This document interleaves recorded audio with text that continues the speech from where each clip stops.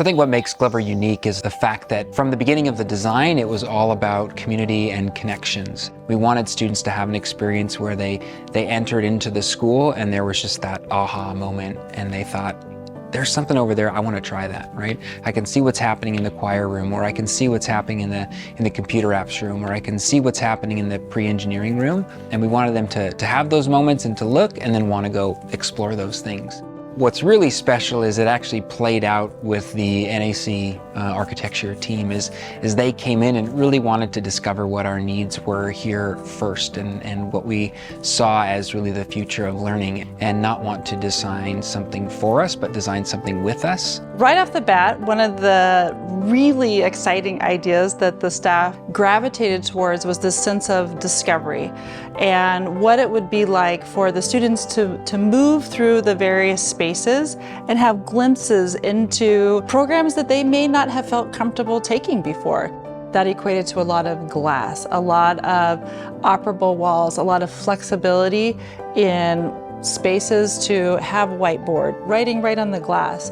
It translated to a lot of display areas, and those display areas were highlighted with different colors. It was also always in our mind that this is a middle school, and so we wanted to make sure that it was fun. It's a lot more open. I can see a lot more people and be connected with a lot more students. And I think the teachers are a lot more willing to let you go into the hall and decide what you need. Just being able to work in the hallway is a great resource. It's really helped me be able to focus more. There's always a quiet space to work. And everything's more abstract, like the wavy wall. And it just makes it more fun and makes it feel more like you're at home instead of at a school. One of the things that we found in our old schools was when you got into a hallway, there were no real adult supervision or peer supervision. You were just moving through a space. Now our spaces are all connected and our staff have vision and can experience more of a student's day. And I think that's important relationship building time. We encourage students to find their place, to give them the freedom to experience middle school and to give them ownership of spaces. Currently, we are in the Innovator neighborhood, and in our neighborhood, we are serving about 115 kids, and English, math, science, and social studies.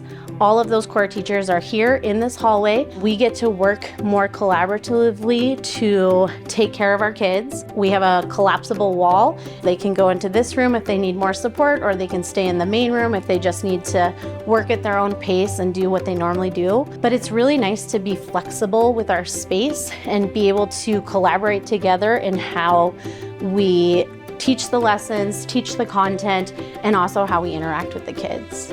Even needs that are outside of school, we try really hard to help them and take care of. So we have different programs like the Bite to Go program that helps feed kids on the weekends. We have Glover's Closet that helps clothe the kids, and we have kids who even bring in their own clothes to donate to one another. And we just really encourage that supportive feel and really try to support the whole child and not just their academic needs. At Glover, we know that students show up each and every day and they're dealing with things, outside of school. And we know that it's natural for adolescents to struggle. When I went to school, if you were continuing to do something that you were asked not to do, you might have been asked to go to the principal's office. And immediately, once you crossed the threshold of that classroom door, you were not a part of that community anymore.